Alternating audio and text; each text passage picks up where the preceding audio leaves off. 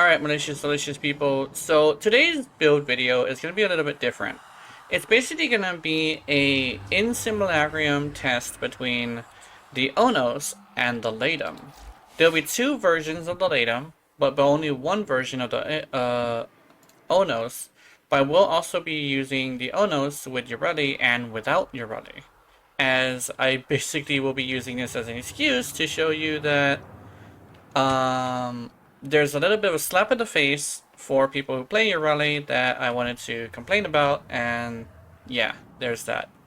So we're going to go to here, do a Devour Nutrition. We're going to go over here, Elemental Excess. We're going to look at these, Magazine Reloaded when it's holstered, Fire Rate, and this is the Incarnate. We're going to go to Zephyr, because she's right next to the Urelli I want to use. And we're going to summon some dudes. Oh wait, hold on, I forgot something. This is also going to be unscripted. Sorry about that. So we're going to go over here and we're going to move to this build right here. Diffusion, Deep Freeze, Pathogen Rounds, Heated Charge, Lethal Torrent, Hornet Strike, and Fulmination. Keep in mind that the Laetum, the Devouring Attrition specifically, is multiplicative, but Overwhelming Attrition is not multiplicative, it's additive. So essentially, you will be choosing between two different types of bonuses and you'll be building them very, very differently. Devouring Attrition will not be going with crits, but can go with status, which is very interesting. But Overwhelming Attrition is the only one that works on Acolytes. The other one does not work on Acolytes. This one right here, being Devouring Attrition. Overwhelming does. Which is a mechanic that not a lot of people talk about.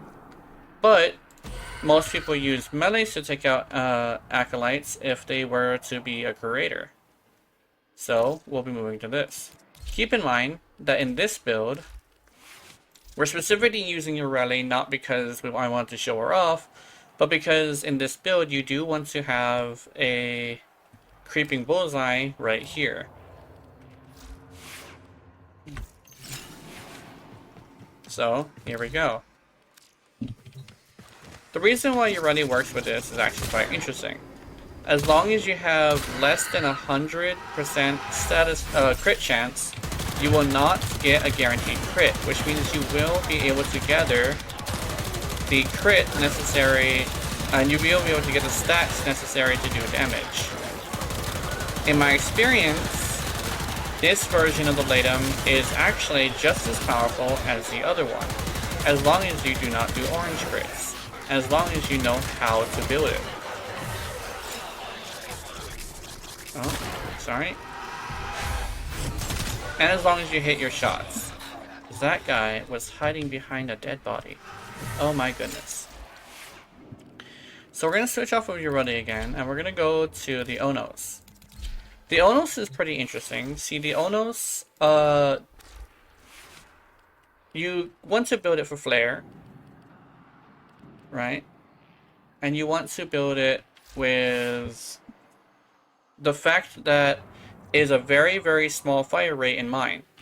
The fire rate of the Onos is so bad that you actually don't have a way to increase it high enough to be a really high fire rate build.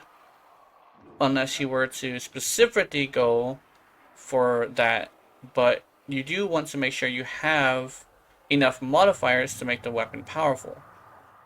Keeping in mind that when you're modding, you want to stack as many modifiers as possible, not maximizing the modifier. You want to go with fire rate, reload speed, to get the Incarnate faster as it does affect this. Headshots build more Incarnate, and hitting enemies with Incarnate form increases critical chance and critical damage to a fully charged blast by 5%. Stacks up to 50. Which I do believe is 25... wait, it's 250%. There we go. Sorry. Maths. Maths, not my strong suit. I do love math, though. which is why I love Warframe.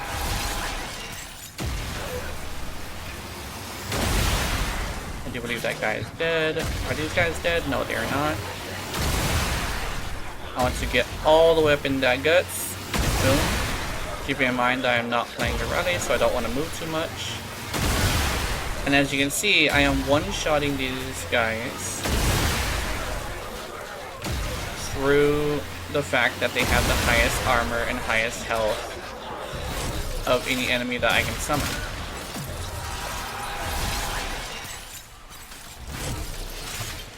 Alright. We're going to move to your rally and show you something really interesting.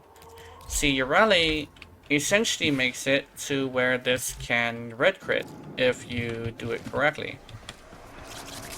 But there is something that is kind of awful about this, and I want to show you that little slap in the face of your ready players that DE kind of sort of gave us. As you can see, it doesn't work with Maraluna.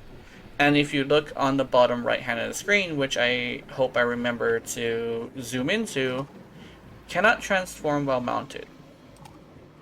This means they're going to be doubling down on this, meaning that this is a secondary that your ready technically cannot use to its fullest potential, especially when this specific setup actually works very well specifically with her. As you can see, the ready can make this red crit, and when it red crits, as her passive excels when moving it up to the next tier, it adds 3 times the critical damage, meaning that is much desirable to have it with your rally. On the forums I did complain about this, but I'm not sure if it's ever going to be fixed. But I essentially said, this is a slap in the face for every sugared biscuit, whatever those are. And a little bit of a rant. I know this is going to sound weird since I made a video about it, but I will admit that I rushed the video a little bit to try and be the first. Maraluna, Loyal Maraluna has 2 really bad things about it. For one, the armor trick that I showed you does not work with it. Yoretti's Maraluna, when it's a pet, is not affected by armor. Only when you're riding it, since you are technically playing as Maraluna. So you do not get the 70% damage reduction from the armor shards. Plus, Yoretti basically has this issue where when she's on Maraluna, she's considered airborne, but when she's having it as a pet, Maraluna essentially is not making her airborne, so the big debuff to accuracy that NPCs get when fighting her does not apply, which means she gets hit with every single peta in a shotgun instead of 2 out of 3. 2 or 3. So essentially, that's my small little rant about that. So yes, we did get exactly what we want, but we were immediately slapped across the face and said, and told to say thank you, essentially. So yeah, there's my little rant, and yeah, sorry about rushing the video. I was excited for it. It was exactly what I wanted, and it actually was coupled with a bunch of bug fixes that I mistook for mechanics, and you know, it's just what happens when you rush a video. But this has been unscripted, unedited, and I hope you have wonderful nightmares. I will see you in them. And remember, if you're watching my content, I know you're into it. Honey. And remember, one last thing.